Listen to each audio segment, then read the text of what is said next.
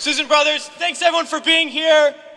We're from the organization March Forward, and we are here to say to all those serving in the Army and the Marines and the Air Force and the Navy that you have the absolute right to refuse to take part in these criminal wars, and that's a right that all of you should exercise. You have no reason to go put your life on the line and kill and die for profit.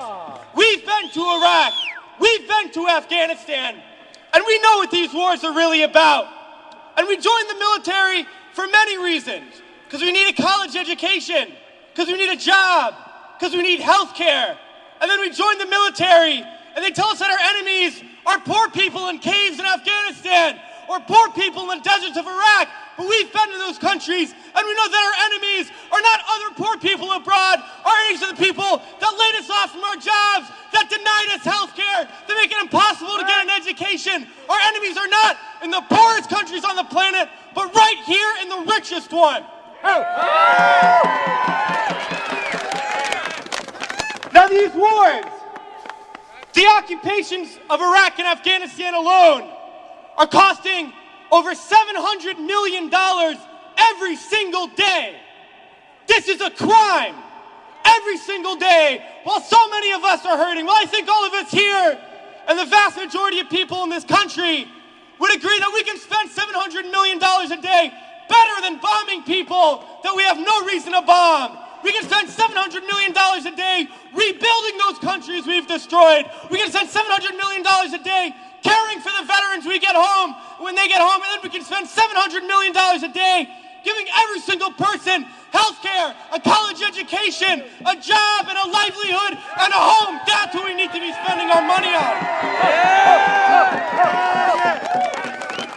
But this government is not going to do that. They're not going to use the money in that way. They're not going to end the wars.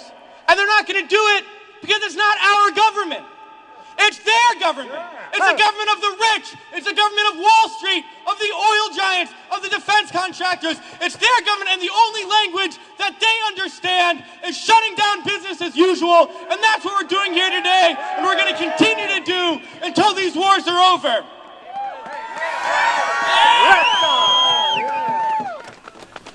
Well, it's crystal clear now that these wars are going to continue and expand and go into other countries. That is the trend. That is what we know, that there is perpetual war, and it's only going to stop if the people stand up and stop it. And that's what we're going to do, sisters and brothers.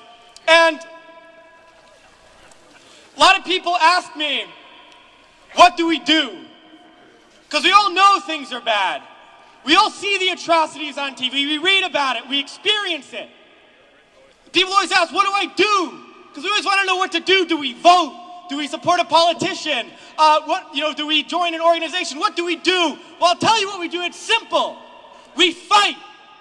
We fight and we fight and we fight, and we shut down our workplaces. We shut down our schools. We shut down the streets. We shut down business as usual, and we fight until we force the people in there to do what the people out here want. Because that's how we're going to get around, and we're going to fight until there's not one more bomb drop, not one more bullet fired, not one more soldier coming home in a wheelchair, not one more family slaughtered, not one more day of U.S. imperialism. So let's fight to make that happen. We can do it today, and then the days ahead, we have to fight to end these wars and create a better world, sisters and brothers. So join us in that fight. Thanks.